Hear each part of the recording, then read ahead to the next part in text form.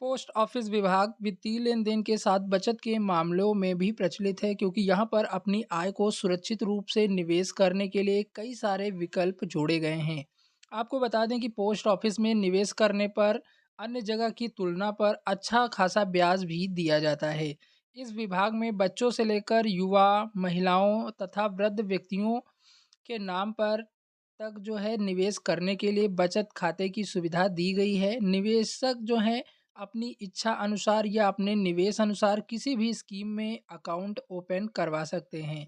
Post office की इन स्कीमों में निवेशकों के लिए निवेश के साथ जो है विशेष ऑफर भी उपलब्ध करवाए जाते हैं। अगर आप भी पोस्ट ऑफिस की निवेश स्कीम का लाभ उठाना चाहते हैं तथा अपनी आय को एक सुरक्षित फंड का रूप देना चाहते हैं, तो आज की इस वीडियो के माध्यम से आप सभी को हम जानकारी देने वाले हैं कि आप किस प्रकार से पोस्ट ऑफिस की निवेश स्कीम का लाभ उठा सकते हैं। आपको बता दें, पोस्ट ऑफिस की दो प्रचलित स्कीम, जिसमें पहले है सुकन्या समृद्धि योजना तथा दूसरी है सीनियर सिटीजन निवेश स्कीम।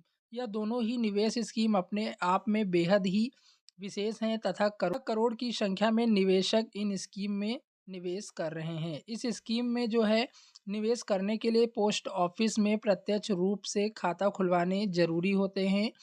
बता दें कि पोस्ट ऑफिस की प्रत्येक स्कीमों की तरह पर भी किसी भी प्रकार का सरकारी शुल्क लागू नहीं किया है। अर्थात निवेशक इन बचत खातों की परिपक्वता के अनुसार बिल्कुल ही फ्री में सुरक्षित निवेश कर सकते हैं। निवेश करने के लिए सामान्य नियम निवेश करने के लिए सामान्य नियम क्या हैं, आपको बता दें। पोस्ट ऑफिस की स्कीम में निवेश करने के लिए सामान्य नियम इस प्रकार से होंगे। निवेशक की नागरिकता मूल रूप से भारतीय होनी चाहिए।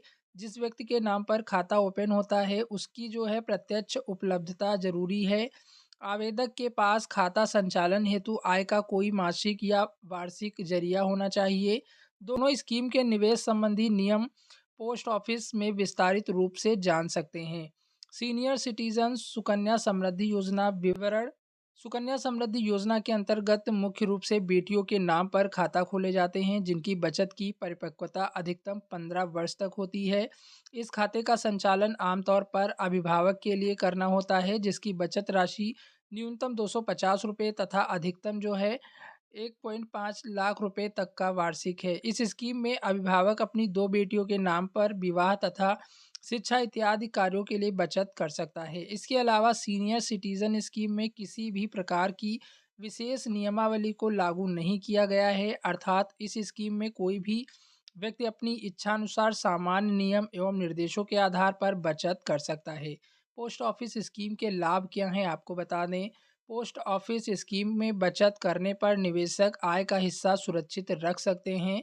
इन स्कीम में मासिक या वार्षिक दोनों प्रकार की बचत के ऑप्शन होते हैं। निवेशक बचत करने पर भविष्य में अपनी बचत को व्यापक फंड का रूप दे सकते हैं। यहाँ बचत करने पर किसी प्रकार का सरकारी शुल्क भी नहीं लगने वाला है। पोस्ट ऑफिस में बचत करने पर बचत के आधार पर लोन भी मिल सकता है। पोस्ट ऑफिस स्कीमों में ब्याज दर क्या है, आपको बता दें। जैसा कि हमने बताया कि पोस्ट ऑफिस की इन स्कीम में सरकार की तरफ से आकर्षक ब्याज दरों को लागू भी किया गया है। बताते चलें कि सीनियर सिटीजन स्कीम के तहत वर्तमान समय में 8.2% तक का ब्याज दरों को लागू किया गया है, जो कि तिमाही आधार पर संशोधित होती रहती हैं। इसके अलावा सुकन्या समृद्धि योजना में 7.1% ब्याज दर लागू है। पोस्ट ऑफिस स्कीम के अंतर्गत खाता कैसे खोलें, आपको बता दें। पोस्ट ऑफिस की इस स्कीम में अकाउंट खुलवाने के लिए पोस्ट ऑफिस में जाना होगा। तो सबसे पहले अगर आप पोस्ट ऑफिस स्कीम में खाता खुलवाना चाहते हैं तो आप पोस्ट ऑफिस में जाएं। पोस्ट ऑफिस में जिस भी स्कीम का खाता खोलना चाहते हैं उसकी जानकारी प्राप्त करें। जानकारी के साथ कर्मचारी से स्कीम का फार्म भी प्राप्त कर लेना है। स्कीम के फार्म में निवेशक की पूरी जानकारी को सही तरीके से भरें। इसके बाद इसे वेरीफाई होने हेतु काउंटर पर जमा कर दें। फार्म वेरीफाई हो जाने के बाद जानकारी सही होती है तो खाता खोल दिया जाएगा। इसके बाद जो है निवेशक रेगुलरली निवेश कर सकते हैं।